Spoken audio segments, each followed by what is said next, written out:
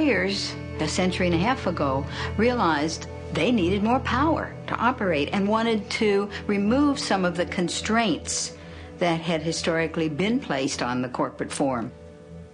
The 14th Amendment was passed at the end of the Civil War to give equal rights to black people. And therefore, it said no state can deprive any person of life, liberty, or property without due process of law. And that was intended to prevent the states from taking away life, liberty, or property from black people, as they had done for so much of our history. And what happens is the corporations come into court, and corporation lawyers are very clever, and they say, oh, you can't deprive a person of life, liberty, or property. We are a person. A corporation is a person. And the Supreme Court goes along with that. And what was particularly grotesque about this was that the 14th Amendment was passed to protect newly freed slaves. So, for instance, between 1890 and 1910, there were 307 cases brought before the court under the 14th Amendment. 288 of these brought by corporations, 19 by African Americans.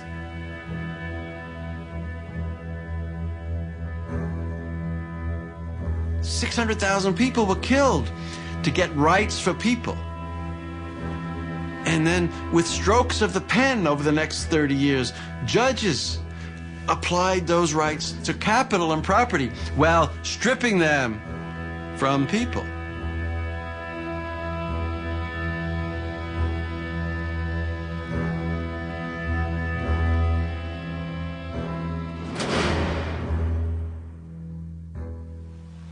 Everybody makes a mistake once in a while, but I just can't be personally responsible. That's one of the weaknesses of a partnership, isn't it, Sid? Well, maybe you better incorporate the store. Incorporate? Yes. Incorporating would give you the big advantage of what you want right now. Limited liability. You start with a group of people who want to invest their money in a company. Then these people apply for a charter as a corporation. This government issues a charter to that corporation. Now that corporation operates legally as an individual person. It is not a group of people. It is under the law a legal person. Imperial Steel Incorporated has many of the legal rights of a person. It can buy and sell property. It can borrow money. It can sue in court and be sued. It carries on a business. Imperial Steel, along with thousands of other legal persons, is a part of our daily living. It is a member of our society. Having acquired the legal rights and protections of a person, the question arises, what kind of person is the corporation? Corporations were given the rights of immortal persons, but then special kinds of persons, persons who have no moral conscience. These are a special kind of persons which are designed by law to be concerned only for their stockholders and not, say, what are sometimes called their stakeholders, like the community or the workforce or whatever. The great problem of having corporate citizens is that they aren't like the rest of us. As Baron Thurlow in England is supposed to have said, they have no soul to save and they have no body to incarcerate. I believe the mistake that a lot of people make when they think about corporations is they think, corporations are like us. General Electric is a kind old man with lots of stories. Nike, young, energetic. Microsoft, aggressive. McDonald's, young, outgoing, enthusiastic. Monsanto, immaculately dressed. Disney, goofy. The Body Shop, deceptive. Very lovely. Do you know what the Body Shop is? Nope. They think they have feelings, they have politics, they have belief systems. They really only have one thing, the bottom line. How to make as much money as they can in any given quarter. That's it. Of course they make a profit, and it's a good thing. That's the incentive that makes capitalism work, to give us more of the things that we need. That's the incentive that other economic systems lack. People accuse us of only paying attention to the economic leg because they think that's what a business person's mindset is. It's just money. And it's not so, because we as business people know that we need to certainly address the environment, but also we need to be seen as constructive members of society. There are companies that do good for the communities. They produce services and goods that are of value to all of us, that make our lives better, and that's a good thing. The problem comes in the profit motivation here, because these people, there's no such thing as enough. And I always point out there's no organization on this planet that can neglect its economic foundation. Even someone, living under a banyan tree is dependent on support from someone. The economic leg has to be addressed by everyone. It's not just a business issue.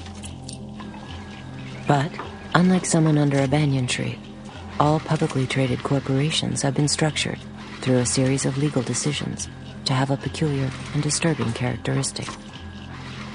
They are required, by law, to place the financial interests of their owners above competing interests. In fact, the corporation is legally bound to put its bottom line ahead of everything else, even the public good. That's not a law of nature. That's a very specific decision, in fact, a judicial decision. So they're concerned only for the short-term profit of their stockholders, who are very highly concentrated. To whom do these companies owe loyalty? What does loyalty mean?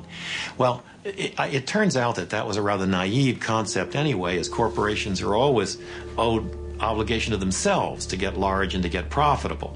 In doing this, it tends to be more profitable to the extent it can make other people pay the bills for its impact on society. There's a terrible word that economists use for this called externalities.